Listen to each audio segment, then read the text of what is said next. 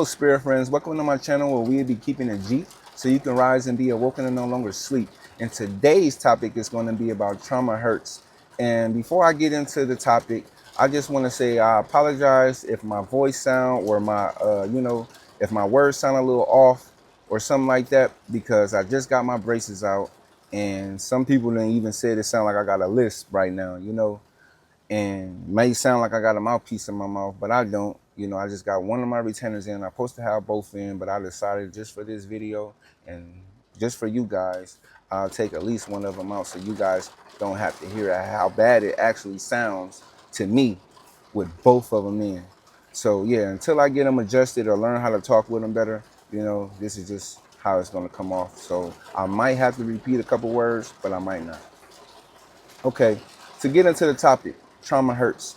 Trauma is a big thing. We all deal with trauma. We all hurt from something. We all got something that, involves traumatic experience. And sometimes experiences, lucky you if you never had a trauma before, if nothing ever hurt you or nothing ever stuck with you and made you be a certain way or think a certain way or, feel a certain way, a lot of our ways come from trauma, and a lot of people don't realize or even know that. But a lot of our ways come from trauma. Trauma could be anything, So to get into the topic for question one for keeping the Jeep, do you think trauma is more detrimental in your childhood or adulthood? To me, I think trauma is detrimental on any hood. It don't matter how you look at it, childhood or adulthood, they all bad. Trauma is nothing nice.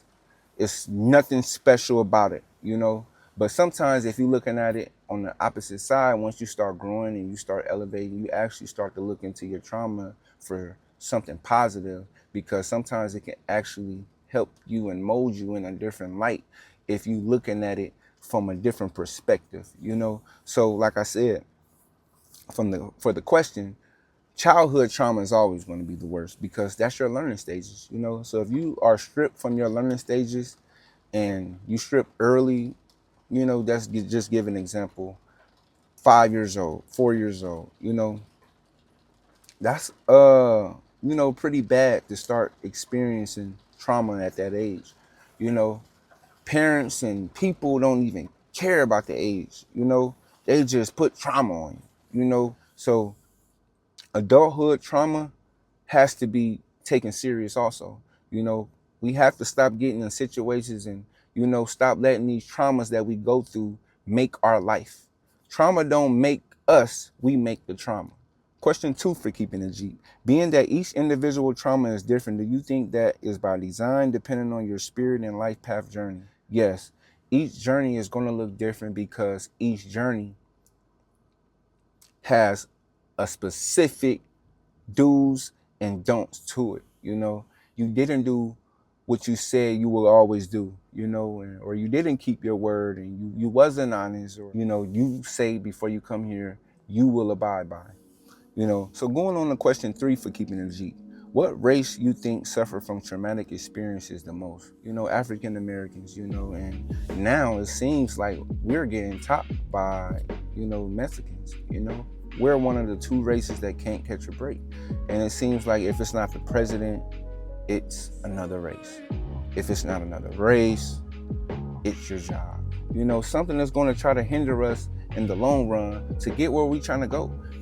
As Black people and as Mexicans especially, we all have goals. We all have things we want to achieve, but we have these railroads that restrict us. We think about and worry about, our Friday nights, what party is going on, what bar we're going to go to, after a long week of work.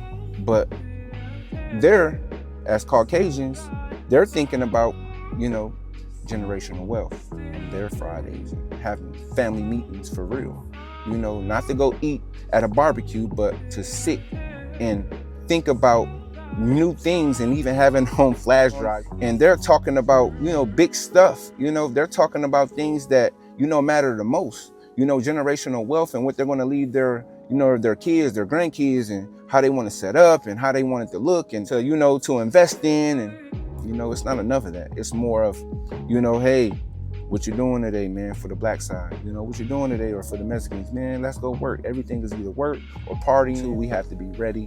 We have to be prepared. It's on us, no matter what race you are. It's on you. Question 4 for Keeping It Jeep. If a specific person caused you trauma, do you think the key to healing that trauma is if that person helped fixes it? Of course, you know, that's the, you know, most delightful way to do it. You know, that would be more, you know, pleasant. You know, that would be more convenient. That would be more honoring. That would be more loving. That would be more, you know, respectful. You know, if that person is willing to fix their self, to also go back and navigate to you if you guys left them, or if you guys are still together, to fix you, to help fix their broken pieces and help fix what hurts you the most. You know, ask you questions, you know, see what the problem is, see where they went wrong, see what they may have to do if they don't know. Question 4 for Keeping It Jeep. If a specific person caused you trauma, do you think the key to healing that trauma is if that person help fixes it? Yes. That person has to be willing, though. You know, you shouldn't have to force, you shouldn't have to beg, you shouldn't have to ask, you know, because if that person is sincere and really wants the best for you and really wants the best for themselves, they will not leave you out. If they're growing, there's no way around it. They're gonna double back. If they're not around, they're gonna double back to fix what they cause. You know, they're gonna feel that because you're gonna give off that energy. You know, energy is everything. If you give off an energy that something ain't right, you know, it takes a caring person and a person that really cares about who you are or what you stand for or your own well-being, or maybe even their own well-being, to ask you what's the problem, you know. And if they don't, you know where their mind at, somewhere in the 3D. But that sets the tone for, you know, we halfway through the questions. So now I just want to let you guys know, please like and subscribe. Question 5 for Keeping It Jeep. Could animals have worse traumatic experiences than humans, being that they can't communicate on the highest level, which is with words? Of course. You know, there's no way around it. We think we go through traumatic experiences. Just think about animals, man. We own these animals and they go without certain things every day because they can't use their words like us. We're the only creatures on earth that can use our words and tell stories and tell how we feel and actually express ourselves. They can express themselves also, but it's in a different way. It's through barking. It's through putting their hand up. It's through, you know, rubbing their head. It's through certain things that you have to know what they want. And sometimes you still not be spot on.